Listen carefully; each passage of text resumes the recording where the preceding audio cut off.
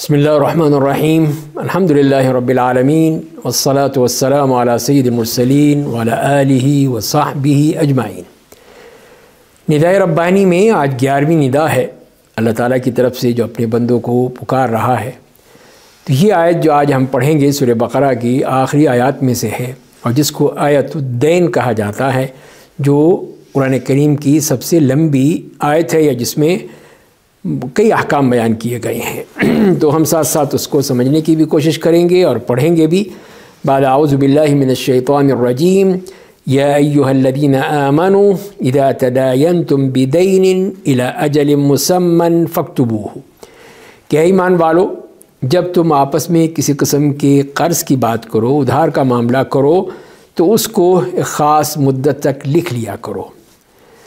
وَلْيَكْتُبْ بَيْنَكُمْ كَاتِبٌ بِالْعَدْلِ،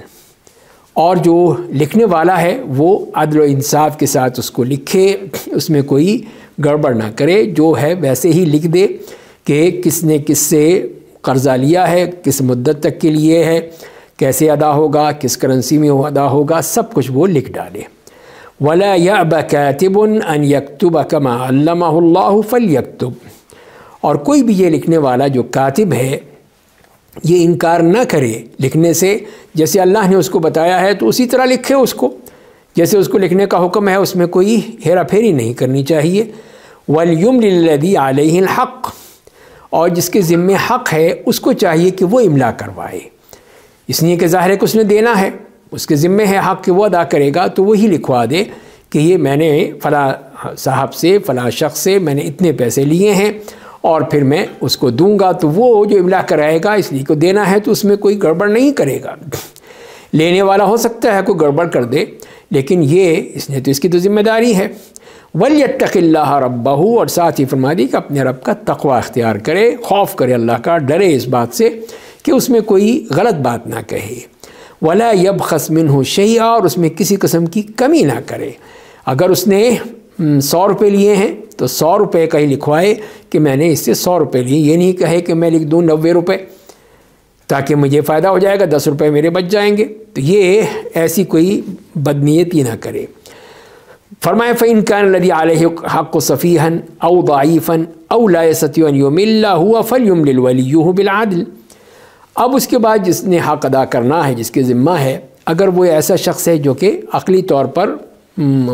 پوری طرح صحیح نہیں ہے، یعنی کم عقل ہے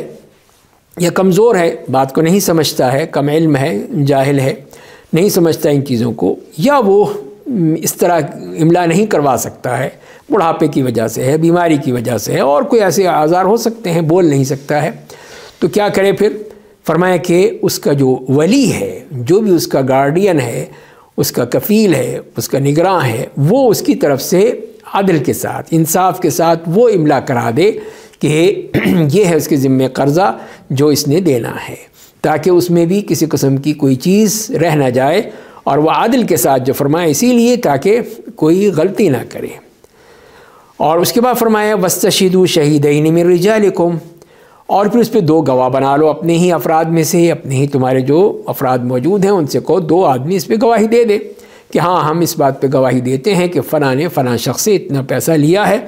اور یہ وعدہ کیا ہے کہ فلاں تاریخ کو میں واپس کر دوں گا۔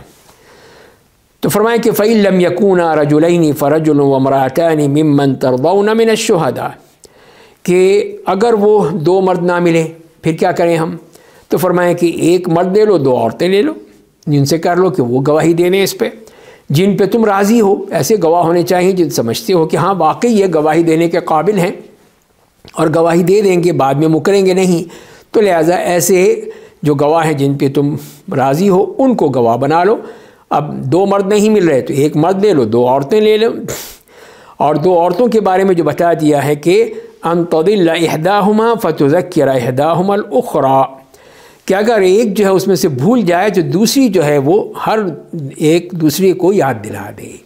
تو یہاں پہ یہ بتا دیا کہ بھول چک ہو سکتی ہے، تو اس سلسلے میں دونوں مل کر ایک گواہی بن رہی ہے، تو دونوں ایک دوسرے کو وہ یاد دلا سکتی ہیں کہ دیکھو اس نے اتنے پیسے کہا تھا،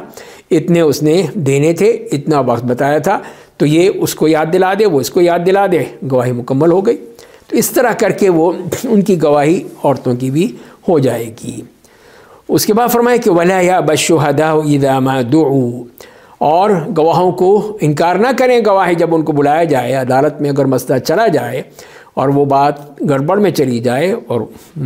تنازع پیدا ہو جائے تو پھر ان کو چاہیے کہ وہ جب بلایا جائے تو انکار مت کریں، آئیں اور اپنی گواہی جو ہے وہاں پر عدالت میں دیں۔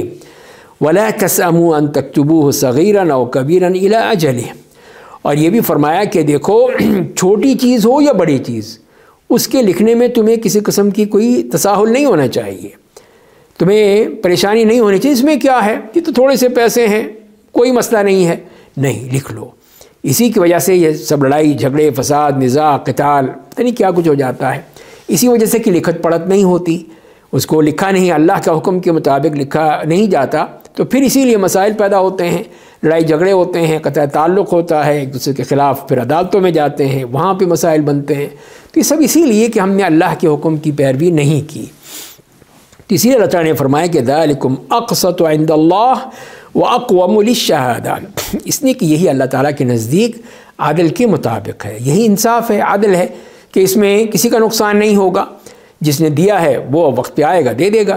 اس کو پتہ ہے کہ لکھا ہوا ہے، اور جس نے لینا ہے وہ آ کے اگر نہیں آیا تو جا کے کہے گا اس سے لاؤ بھائی میرے پیسے دے دو، تم نے یہ وعدہ کیا تھا۔ اور فرمایا کہ وَأَقْوَمُ لِلشَّهَادَةِ، اور گواہی کے لیے بھی زیادہ بہتر ہے، اسی کے لیے مناسب ہے کہ گواہی بھی جو کہہ رہے ہیں اسی کے مطابق یہ مطالبہ ہے جو گواہوں نے کہا ہے۔ فرمایا کہ وَأَدْنَىٰ أَلَّا تَرْتَابُوا، اور اس کے بھی قریب ہے کہ اس میں کوئی شک و شبہ نہیں ہوگا، کوئی اختلاف نہیں ہوگا، جو لکھا ہے وہی ہوگا، تو اسی لیے پھر وہ اس میں شک و شبہ کی بھی گنجائش نہیں رہے گی۔ إِلَّا أَن تَكُونَ تِجَارَةً حَاضِرَةً تُدِيرُونَهَا بَيْنَكُمْ، الا یہ کہ ایک رخصت بتا دی اس میں کہ اگر کہ ایسی تجارت ہے، لین دین ہے جو کہ حاضر ہے، کوئی ادھار نہیں، کوئی قرض نہیں، کوئی اس میں چیز جو ہے وہ بعد میں نہیں، سب اسی وقت ہے، حاضر ہے، تو فرمایا کہ تدیرونہا بینکم، آپس میں تم لین دین کر رہے ہو، فلیس علیکم جناح الا تکتبوہا، پھر تمہارے اوپر کوئی حرج نہیں کہ نہ لکھو، ٹھیک ہے، ادھر تم نے پیمنٹ کی، چیز لے لی، بات ختم ہو گئی، اب اس میں کوئی چیز جو ہے وہ مؤخر تو نہیں ہے کہ بعد میں دیں گے، بعد میں پوچھیں گے، ایسا ہے ہی نہیں، آپ نے پیمنٹ کر دی دکاندار کو، دکاندار نے آپ کو دے دیا، بات ختم ہو گئی، تو لہذا آپ کوئی نہ لکھو تو کوئی حرج نہیں ہے۔ وَشْهِدُوا إِذَا تَبَايَعْتُمْ، اسی طرح اگر تم بیع و شراء کرتے ہو کسی سے اس پہ بھی گواہ بنا لو، خاص طور پہ جو بڑے بڑے معاملات ہوتے ہیں، جائیداد کے ہیں، آلات کے ہیں، گاڑیوں کے ہیں، اور ایسی چیز جو زیادہ قیمتی چیزیں ہوتی ہیں، اس میں خدشہ ہوتا ہے کہ کہیں گڑبڑ ہو جائے، بعد میں کہیں نہیں جی ہم نے تو یہ کہا تھا، تم نے یہ دیا ہے، تو لکھا ہوگا تو پھر کوئی مسئلہ ہی نہیں ہوگا، تو اس پہ گواہ بھی ہو جائیں گے، تو اسی لیے فرمایا کہ جب بیع و شراء کرو تو پھر تم گواہ بنا لو۔ وَلَا يُضَارَّ كَاتِبٌ وَلَا شَهِيدٌ، اور کوئی جو لکھنے والا اور جو گواہی دینے والا اس کو کوئی نقصان نہیں پہنچانا، اس کو کوئی تکلیف نہیں دی جائے گی، اس لیے کہ وہ تو ایک تمہاری مدد کر رہا ہے، تمہیں لکھ کر دیا ہے اس نے، تمہیں گواہی دے رہا ہے، تم اس کو ڈانٹ ڈپٹ کر رہے ہو، اس کو پریشرائزڈ کر رہے ہو کہ نہیں یہ کہنا تم، وہ مت کہنا، یوں مت کہنا، یوں مت، تو یہ تمام چیزیں جو ہیں وہ منع کر دی گئی ہیں۔ وَإِن تَفْعَلُوا فَإِنَّهُ فُسُوقٌ بِكُمْ، اگر تم کرو گے تو پھر کیا ہوگا، تم فاسق ہو جاؤ گے، تم نے اللہ کے احکام کی صریحاً خلاف ورزی کی ہوگی اور پھر اس کی سزا بھگتنی پڑے گی تمہیں، اس لیے کہ تم نے اللہ کے حکم کو نہیں مانا، فاسق و فاجر بن گئے۔ وَاتَّقُوا اللَّهَ، اللہ کا خوف کرو، اللہ کا خوف دل میں رکھو، اس میں ہر جگہ پہ تو کوئی پولیس نہیں ہوتی، ہر جگہ تو کوئی دیکھنے والا نہیں ہوتا، اللہ جو ہے اس کے علم میں ہے، تو لہذا تمہیں اللہ کا خوف ہونا چاہیے۔ وَيُعَلِّمُكُمُ اللَّهُ، اللہ تعالیٰ تمہیں سکھاتا ہے، تمہیں یہ علم دے رہا ہے تاکہ تم اس کے مطابق کرو، تو کبھی تم پریشان نہیں ہوگے، کبھی کوئی مسئلہ نہیں ہوگا۔ واللہ بکل شیء علیم، اللہ تعالیٰ ہر چیز کا علم رکھنے والا ہے، ہر چیز جانتا ہے، اس کے علم سے کوئی چیز باہر نہیں جا سکتی، کوئی چھپاؤ گے بھی تو اللہ کے علم میں ہے، وہ تمہیں پکڑ لے گا قیامت کے دن کہ یہ تم نے جو وہاں پہ چھپایا تھا وہ چیز جو تھی وہ مجھے تو معلوم تھی، اللہ کے موجود ہے، تو وہیں پہ اس کی پکڑ ہو جائے گی۔ تو لہذا پھر یہ ہے وہ جو اس آیت میں دیکھا ہم نے، اب اس میں دیکھ لیجئے کہ کیا کیا چیزیں ہمیں ملتی ہیں اس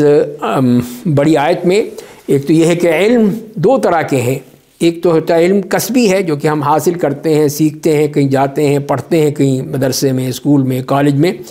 اور ایک کوئی وہبی ہوتا ہے یعنی اللہ کی طرف سے ہے۔ تو لہذا پھر جو کسبی ہے وہ تو ہم اسی طرح محنت سے اور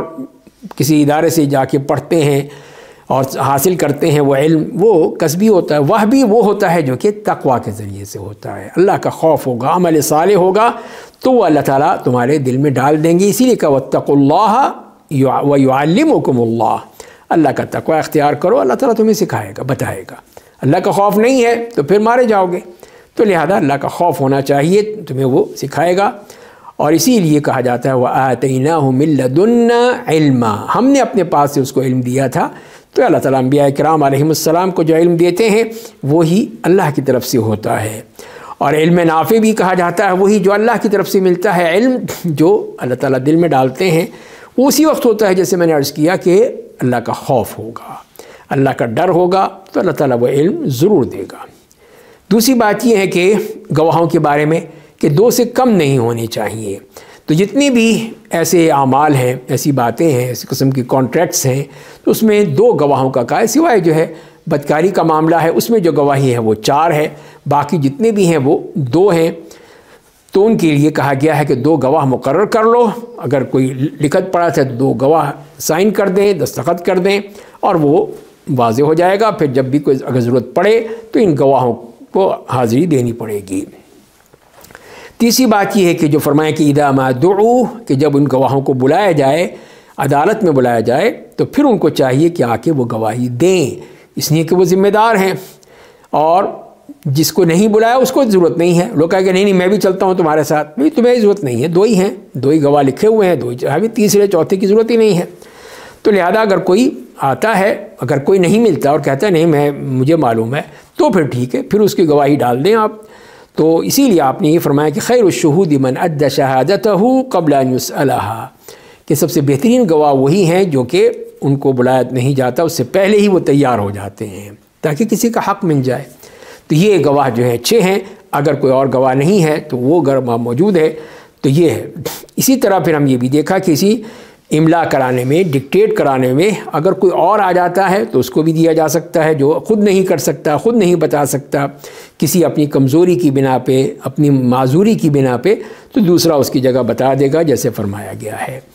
اسی طرح یہ بھی کہا گیا کہ عدل و انصاف کرنا ہے، تم نے اس میں کوئی زیادتی نہیں کرنی، جو عادل ہے، جو انصاف ہے وہی تم کرو، اس لیے کہ یہ جو لکھا جائے گا یہی تم دینا ہوگا، تو لہذا اس میں کسی قسم کی کوئی بھی ہیرا پھیری جائز نہیں ہے۔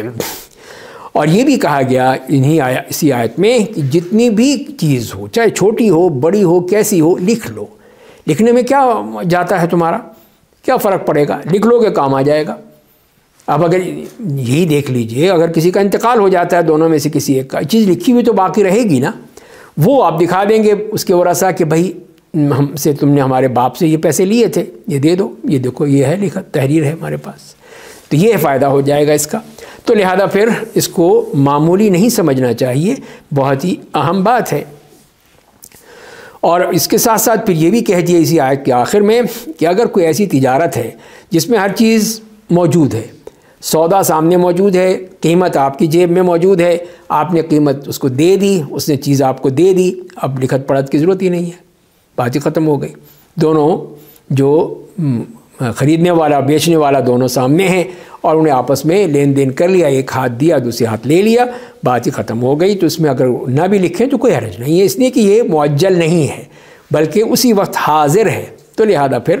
اس کی لکھنے کی ضرورت نہیں ہے۔ اور پھر یہ کہا کہ اس قسم کی جتنی بھی ایسے بڑے بڑے سودے ہوتے ہیں ان پہ گواہی ضروری ہے کہ گواہی ہونی چاہیے، تاکہ اس سودے میں کہیں پہ بھی کسی قسم کی کوئی بھی گڑبڑ ہو جائے تو گواہیوں کے ذریعے سے اس کو حل کیا جا سکتا ہے۔ اور پھر یہ ہے کہ یہ سختی سے اس بات کا کہا گیا کہ کاتب کو اور گواہ کو دونوں کو کسی قسم کا پریشرائزڈ کرنا یا ان کو تکلیف دینا یا ان کو کوئی اور بات کہنا وہ غلط ہے، تو یہ بہت بڑا گناہ کہا گیا ہے۔ وَإِن تَفْعَلُوا فَإِنَّهُ فُسُوقٌ بِكُمْ، تم اللہ کی اطاعت کا صاف انکار کر رہے ہو، تم نے فسق کر رہے ہو، تو اس کو فاسق کہا گیا ہے۔ اور اللہ کے تقویٰ کے بارے میں فرمایا کہ اسی سے علم ملتا ہے، اسی سے معرفت ملتی ہے، اسی سے اللہ تعالیٰ کی مدد حاصل ہوتی ہے، ان تتقوا اللہ یجعل لکم فرقانا، اگر تم اللہ کا خوف رکھو گے اللہ تعالیٰ تمہیں یہی فرقان دے دے گا کہ جس کے ذریعے سے تم حق و باطل میں فرق کر سکو گے۔ تو تقوی کے تو بہت فائدے ہیں۔ تو لہٰذا اس آیت میں دیکھ لیجئے کہ اللہ کا جو نام نامی ہے، جو اسم الجلالہ جسے کہتے ہیں، 3 دفعہ ہے واتقوا اللہ ویعلمکم اللہ واللہ بکل شیء علیم۔ اسی سے معلوم ہوتا ہے کہ اس میں اللہ کا خوف دلانے کے لیے ہر چیز کو اللہ کی طرف منسوب کیا گیا ہے۔ یہ اللہ کا حکم ہے، کسی انسان کا حکم نہیں ہے، اسی نے تمہیں حکم دیا ہے، تو اس کے مطابق جب چلو گے تبھی تم کامیاب رہو گے۔ اور پھر اگلی آیت میں بھی اسی طرح ہی کہا گیا کہ وَلْيَتَّقِ اللَّهَ رَبَّهُ، دونوں کہہ دیا، اللہ بھی اور رب بھی، دونوں کے ذکر کر کے اسی کی تاکید کے لیے کہ اللہ کا تقوی اختیار کرو جو تمہارا رب ہے، تمہارے پالنے والا ہے، تو اس کے ذریعے سے تم کرو گے تو وہی چیز جو ہے وہ تمہارے لیے کامیاب ہو جائے گی، تمہاری جو دنیاوی مسائل ہیں حل ہو جائیں گے، کوئی گڑبڑ نہیں ہوگی، کوئی لڑائی جھگڑا نہیں ہوگا، بلکہ ہر چیز جو ہے وہ آرام سکون سے طے پائے گی۔ اللہ تعالی ہمیں عمل کرنے کی توفیق عطا فرمائے۔ وآخر دعوانا الحمد للہ رب العالمین۔